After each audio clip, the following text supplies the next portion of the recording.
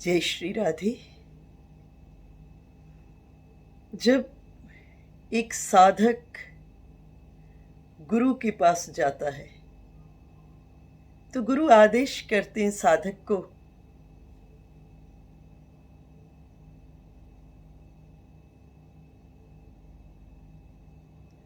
गुरु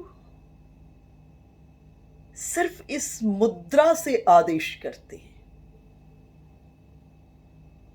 इस मुद्रा का क्या अर्थ है?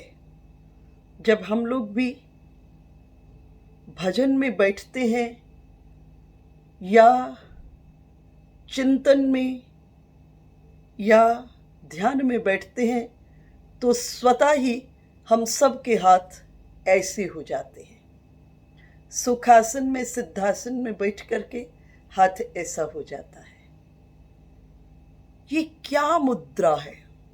गुरु ऐसा आदेश क्यों कर रहे हैं? आज इस पर चिंतन करते हैं। देखिए, ये जो अंगुष्ठ है ये ब्रह्मवाचक है और ये जो है ये जीव का प्रतीक है। अंगुष्ठ ब्रह्मवाचक है और ये जो अंगुली है ये जीववाचक है और ये जो शेष तीन है ये तीन गुण है। और इन तीन गुणों में भी सबसे पहले तमोगुण, फिर उसके बाद रजोगुण और उसके बाद सतोगुण। अर्थात ये ब्रह्मवाचक, ये जीववाचक, ये तमोगुण, ये रजोगुण और ये सतोगुण, ये परिचय है। तो साधक को गुरु क्या आदेश करते हैं?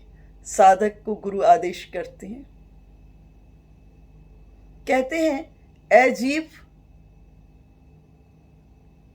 जीव तू ब्रह्म से जाकर मिल।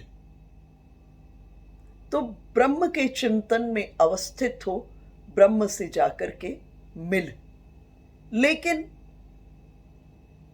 साधक, दूसरे शब्दों में हम सब का स्वभाव क्या है कि ब्रह्म से मिलने की जगह हम गुणों से जाकर के मिल गए और गुणों में भी हम,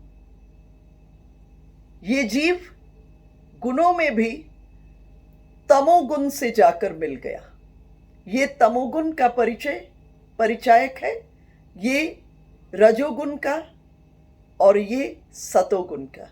और ये जीव किससे जाकर मिल गया? ये जीव तमोगुण से जाकर मिल गया। और गुरु आदेश क्या कर रहे हैं? गुरु आदेश कर रहे हैं ऐ जीव तू ब्रह्म से जाकर मिल। ये जो अंगुष्ठ है, हमारा अंगूठा है, ये ब्रह्मवाचक है और ये क्या है? जीववाचक। और ये तीन क्या है? ये तीन है गुण। और इन तीनों में भी प्रथम तमोगुण, फिर रजोगुण और ये सतोगुण। जीव को गुरु आदेश करते हैं, साधक को गुरु आदेश करते हैं ऐ साधक, ऐ शिष्य, क्या कर? ब्रह्म से जाकर के मिल। और जैसे ही इस चिंतन में प्रवेश कर जाता है, ब्रह्म से मिलन की उत्कंठा, चिंतन और भाव में प्रवेश करता है तो जीव ब्रह्म विचार में प्रवेश करता है, ब्रह्म विचार में प्रवेश कर जाता है। देखो, इस जगत में आकर के चार चीज बहुत दुर्लभ है। पहला, मनुष्य जीवन, मनुष्य जन्म। दूसरा, सत्संग की प्राप्ति। तीसरा, सद्गुरु की प्राप्ति। और चौथा, ब्रह्म विचार। हमारे विचार ब्रह्ममय हो जाए, अल्टीमेट डेस्टिनेशन, अंततः प्राप्ति क्या है? हमारे विचार ब्रह्ममय हो जाए, हमें प्रयास न करना पड़े, स्वतः ही हम ब्रह्ममय हो जाए। त्रिवेणी पर खड़े होकर के भरतलाल जी क्या चाह रहे हैं? भरत जी तीर्थों के सम्राट तीर्थराज प्रयाग के सामने में जब जाकर झोली फैलाते हैं और तीर्थों के सम्राट तीर्थराज प्रयाग भरत जी को कहते हैं मांगो, और भरत जी क्या कह रहे हैं? अर्थ न धर्म न काम रुचि, गति न चाहूं निर्वाण, जन्म जन्म रति राम पद, यह वरदाननी आन। मुझे अर्थ नहीं चाहिए, मुझे धर्म नहीं चाहिए, मुझे गति निर्वाण और काम की रुचि नहीं है, काम नहीं चाहिए, निर्वाण की रुचि नहीं है। क्या चाहिए? तीर्थों के सम्राट ने पूछा। भरतलाल जी ने अपनी झोली को फैलाते हुए कहा, जन्म जन्म रति राम पद। हर जन्म के भीतर में श्री राम जी के चरणों में मेरी रति हो जाए। और तीर्थों के सम्राट तीर्थराज प्रयाग ने कहा, हमारे पास तो देने को 4 ही वस्तु है, और जिसको आप मांग रहे हैं उसके लिए तो हमने भी आपके सामने में अपनी झोली को फैला दिया है। और त्रिवेणी पर खड़े होकर के यमुना जी को भरतलाल जी कह रहे हैं, यूं तो एक पिता अपनी बेटी से कुछ मांगे, सामाजिक दृष्टिकोण से ये सर्वथा अनुचित है, लेकिन आरत करे न काह कुकर्म। जो जीव आर्त हो गया है, जो जीव दुखी है, जो जीव किंग कर्तव्य विमूढ़ता की स्थिति में आ गया है, उससे क्या हो जाए इसकी कोई गारंटी नहीं है। इसलिए मैं भी आपसे मांग रहा हूं, झोली को फैला करके। यमुना जी से कह रहे हैं भरतलाल जी, सीता राम पद सहज सनेहु, सिया राम पद सहज सनेहु।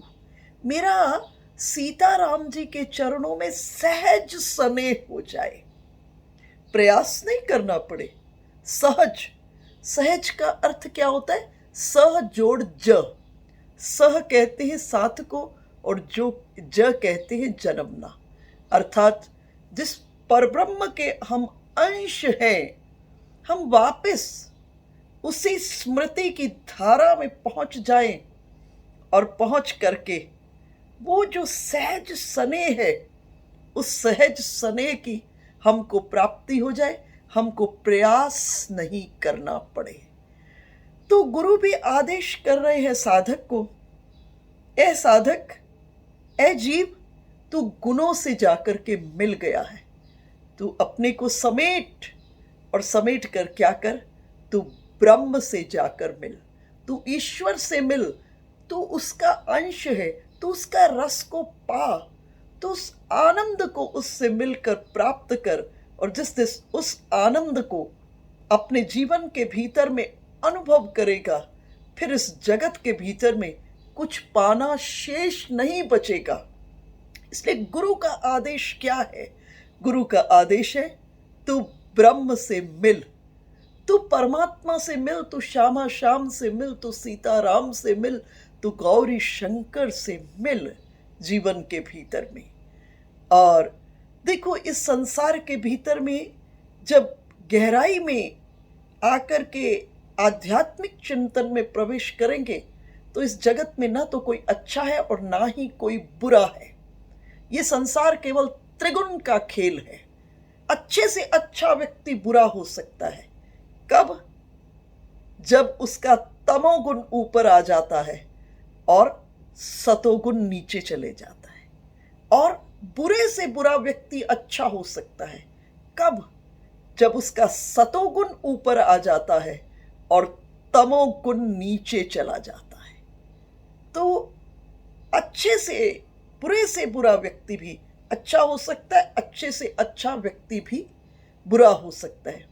इसलिए भगवान अर्जुन को क्या कहे? भगवान अर्जुन को कहे त्रैगुण्या विषया वेदा नैस्त्रैगुण्यो भव अर्जुन। अर्जुन, तुम 3 गुणों से ऊपर उठ जाओ। ये 3 गुण भाई भाई है आपस में, और कब एक दूसरे को गिरा दे नीचे, इसकी कोई गारंटी नहीं है। जब हम कहते हैं ये व्यक्ति बहुत सतोगुणी है, तब भी उसमें 70% सतोगुण है, और अभी भी 20% उसके भीतर में रजोगुण है, और अभी 10% उसके भीतर में तमोगुण है। और ये जो तमोगुण है ये इतना शक्तिशाली है। कब? इस 90% सतोगुण को जब हम कहते हैं ये व्यक्ति बहुत सतोगुणी है, तो इसका मतलब है कि मैं ये कह रही हूं कि इसमें अभी 70 नहीं 90% सतोगुण है, और 7% रजोगुण, और 3% तमोगुण। और ये जो 3% तमोगुण है ये इतना शक्तिशाली है, कब 90% सतोगुण को नीचे गिरा दे पता ही नहीं चलता है। आप रामायण की उस कथा से परिचित हैं, बहिरंग स्वरूप से, अंतरंग स्वरूप की चर्चा नहीं कर रही हूं, बहिरंग स्वरूप से आप परिचित हैं। जब मंथरा ने आकर के आदेश किया कैकेयी अम्बा को, और आकर कहा कल राम का राज्याभिषेक है, आनंदित हो गई, गले से मणियों की माला को उतारी और मंथरा के गले में डाल दी। कैकेयी अम्बा जब भी अपने कुलदेव रंगनाथ भगवान की पूजा करती थी, तो प्रातः काल में पूजा करके अपने कुलदेव रंगनाथ भगवान से एक ही प्रार्थना करती थी कि आप कृपा करें, अगले जन्म में मुझे राम और सीता पुत्र और पुत्र वधू के रूप में प्राप्त हो। परम सतोगुणी है कैकेयी। लेकिन जैसे ही मंथरा ने आकर के समाचार सुनाया, महारानी कल राम का राज्याभिषेक है, परम सतोगुणी कैकेयी प्रसन्न हो गई, गले से मणियों की माला उतारी और उतार करके मंथरा के गले में डाल दी। मंथरा ने कहा महारानी जरा विचार करो, मैं तो आज भी दासी हूं, कल भी दासी रहूंगी और कल भी दासी थी। अपने बारे में विचार करो। अगर राम राजा बनते हैं तो राजमाता कौशल्या हो जाएगी, और जब राजमाता कौशल्या हो जाएगी तो तुम्हारी स्थिति दासी की हो जाएगी। परम सतोगुणी कैकेयी सतोगुण से नीचे गिरी रजोगुण में, और रजोगुण में गिर करके वही कैकेयी अम्बा जो रोज अपने कुलदेव रंगनाथ भगवान से एक ही प्रार्थना करती थी, एक ही आशीर्वाद मांगती थी कि अगले जन्म में राम और सीता मुझे पुत्र और पुत्र वधू के रूप में प्राप्त हो, वो परम सतोगुणी कैकेयी श्री राम और सीता जी, श्री राम को 14 बरस का वनवास देती, सतोगुण से रजोगुण में गिरी। इसलिए भगवान अर्जुन को कह रहे, अर्जुन तुम इन तीनों गुणों से ऊपर उठो, और ऊपर उठकर तुम मेरे गुणों में आ जाओ। अर्जुन ने कहा प्रभु आपके गुणों में आऊंगा तो आप क्या करोगे? भगवान ने कहा निवशिष्यसि मय्येव अतः ऊर्ध्वं न संशय। अर्जुन तुम मेरे गुणों में आ जाओगे तो तुम मेरे ही समकक्ष आनंद की प्राप्ति करोगे। मैं तुम्हें किसी लोक में नहीं रखूंगा, तुम मुझ में ही निवास करोगे और मेरे ही समकक्ष आनंद की प्राप्ति करोगे। इसलिए गुरु का आदेश साधक को एक ही है कि साधक को कहा कि तुम गुणों से जाकर ना मिलना, ये जीववाचक, ये ब्रह्मवाचक और ये त्रिगुण और त्रिगुण में भी ये सतोगुण, ये रजोगुण और ये तमोगुण। और गुरु का आदेश है, गुरु ने कहा शिष्य को कि मेरे शिष्य, तुम गुणों से नहीं मिलना, तुम ब्रह्म से मिलो। और ब्रह्म से मिलकर के उस ब्रह्म के चिंतन में, उस ब्रह्म के भाव में और उस रस स्थिति में प्रवेश करो। तुम उसी के समकक्ष आनंद की अनुभूति करोगे। जय श्री राधे।